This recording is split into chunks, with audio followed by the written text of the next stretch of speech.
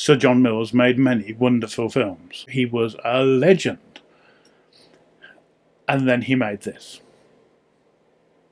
They're coming to get you, Barbara. Okay, this time. Keep repeating. It's only a movie. Keep on telling yourself, it's only a movie. It's only a movie. And thankfully, it's only approximately 90 minutes long. A black veil for Lisa. Let's see what I thought.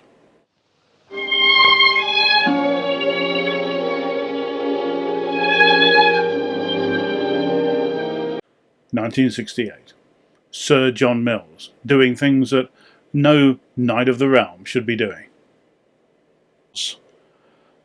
The Mort non hassesso. The Mort non hosesso. I have no idea if I'm saying that pronounced. If you think that's pronounced correctly, if you think there's a chance I pronounced that correctly, you're quite wrong. And if you think I can speak Italian, you'd be even more wrong.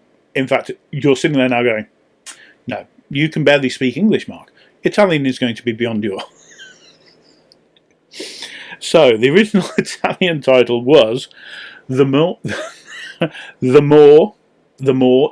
See, do you pronounce the T? I don't know. I should have looked this up.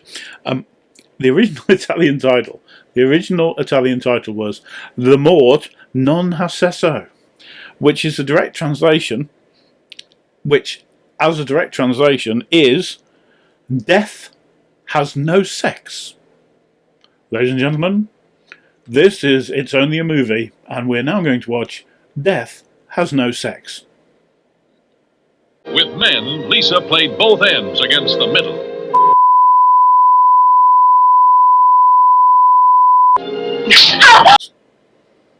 Anyway, the cinematography in this film is really impressive, as befits someone who would have spent the previous 20 years of their career as a cinematographer rather than as a director. Massimo had worked with a number of directors, including, and the one that is always noted on his biographies, Sergio Leone in his first two of his Clint Eastwood dollar trilogy, Fistful of Dollars and For a Few Dollars More. So clearly the guy knew his way around a camera and knew how to set up shots. There is no doubt that his cinematic eye was brought to bear in creating the compositions of the shots. The film starts in an impressive form with the camera actually down inside a grave and looking up as a coffin is lowered with the mourners around. This is only his second directorial film. What we have here is John Mills plays a hard-nosed detective who's attempting to track down a heroin operation. A number of people start turning up dead, and he's investigating who the killer is. A tulip stand, a honky-tonk carnival, a gambling casino. Which one held the clue to one of the deadliest of crimes? Unfortunately, he can't go 5 minutes without getting on the closest phone and giving him a ring to his wife, who he is absolutely convinced is having an affair. And this man seems to do nothing but think, mull over, and be concerned by the fact that he can never get his wife on the phone. She never seems to be home. If he turns up home, she's not there or has just been out. What we actually have here is a menage a trois. Not literally, thankfully. The idea of Sir John Mills, bless him, in his 60s or possibly even 70s at this point in 1968, having anything akin to that would be completely wrong. And clearly he would never have gotten his CBE had he done so. There are only 4 murders in the film, only 2 of which are actually on screen and what you would consider to be anything like a typical for a Giallo movie. Given this is 1968, the Giallo movie was still very much proto-Giallo. Proto-Giallo is anything pre-Argento's Bird with the Crystal Plumage. So if we go back to 1963, Mario Bava is generally considered to have invented, I guess, fallen across the genre with first The Girl Who Knew Too Much, which I believe was also released as The Evil Eye, which was in black and white, so very much non-Giallo-like, but took a lot of the conventions of the 1950s, early 1960s German Krimi films, which were predominantly adaptations of things like Edgar Wallace thrillers, Agatha Christie thrillers on occasions.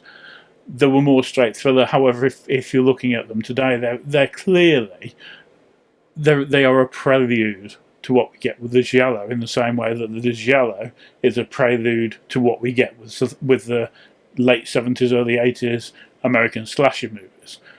A pathway going all the way back to noir, and also I would make an argument some of the Val Lewton 1940 horror movies, certainly things like Leopard Man, that and Seventh Victim, that very much lead into that whole German 1950s Krimi movie. However, back to the plot, because I have been told I do end up rambling. Whether it be interesting rambling or boring rambling, it's still rambling. What we've got here is not just proto-Gialli, in that it's pre-Argento, so it's still part of what became the Gialli that we know, or think we know now. It's interesting to see how it was part of that progression from the German Edgar Wallace films, from Blood and Black Lace and Bava, but before Argento, at which point I think it would be difficult to argue that everything hadn't changed. Lucianna Paluzzi, who a lot of certainly James Bond fans will remember for her role in Thunderball, where she plays almost a female version of James Bond working for Spectre. She turns up on the motorbike, which has got rocket launchers, and takes out one of the lower ranking villains who's chasing Bond earlier in the movie, before it all goes underwater and becomes incredibly slow. But more of Thunderball another day. Ultimately, the role of Lisa does not give her an awful lot to do, except look glamorous and feel aloof for a lot of the film. Hoffman probably acquits himself the better of the three. He clearly doesn't want to be a hitman anymore, certainly not where he is. Robert Hoffman also appeared in Spasmo, which gives another link to another Giallo for you to watch. And here he plays a hired killer who gives it very much a Blood and Black Lace feel to the killer. Hoffman and Mills are given far more to do than Paluzzi, who has a bit of a thankless task. She looks very nice. The issue is the plot. It has been done, and there's nothing more to it. There are three characters: a jealous policeman, the jealous policeman's wife, who may or may not be having an affair, and a hitman, murderer. Policeman captures hitman, policeman persuades hitman to kill wife. What's the idea? I want you to do something for me. Hitman falls for wife.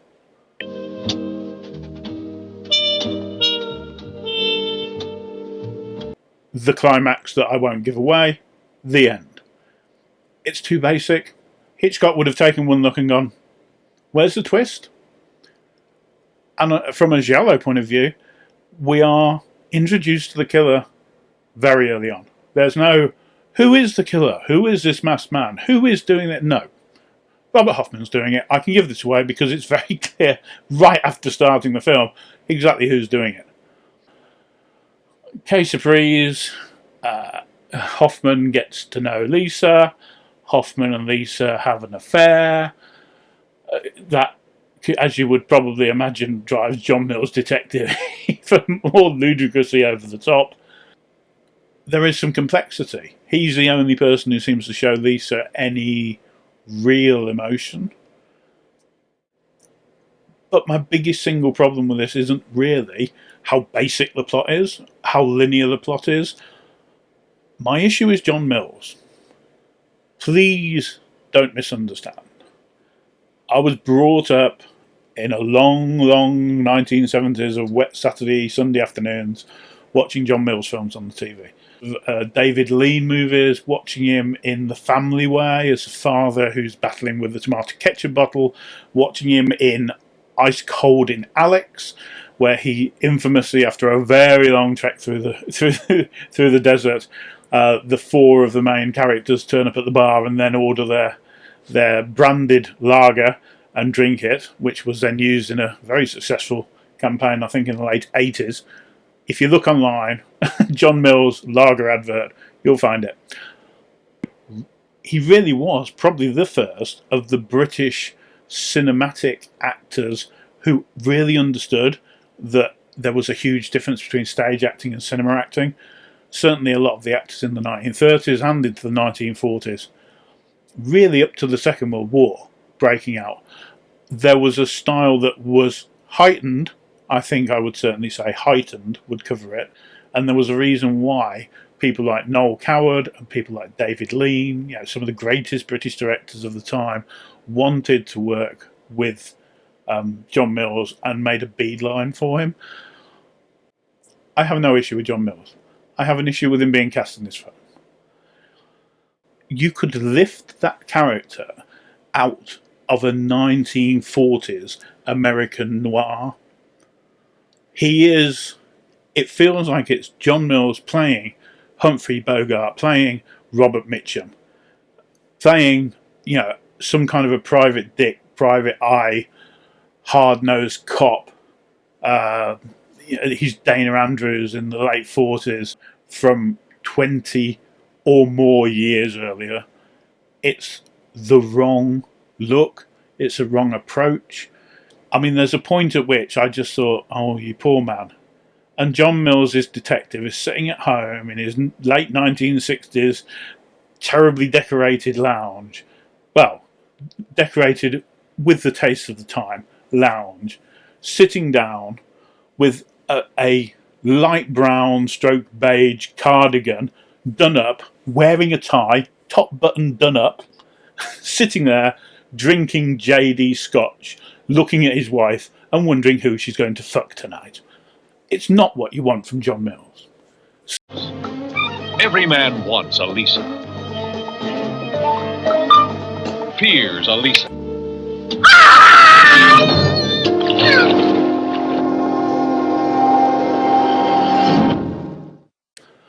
The technique and planning that's gone into some of these shots is really impressive. And for anyone interested in cinematography, I'd urge you to watch it. It's great. As well as getting proto Gialli, we're getting proto Dellamano. This is before he went on to great success with Solange. This is at the beginning of his directing career. It's just the material isn't strong enough. And that's the two things that kill this film are material that isn't strong enough and a miscast John Mills. It's just too staid. It's, dare I say it, boring. And the one thing I don't want from a Giallo film is boredom. I can look at it and be interested by its place in history, but would I ever go, oh, I really fancy watching that? And the answer, I think, is no. So with a heavy heart, I'm afraid my rating for A Black Veil for Lisa is 2.5. It's not bad, but it's not particularly good either.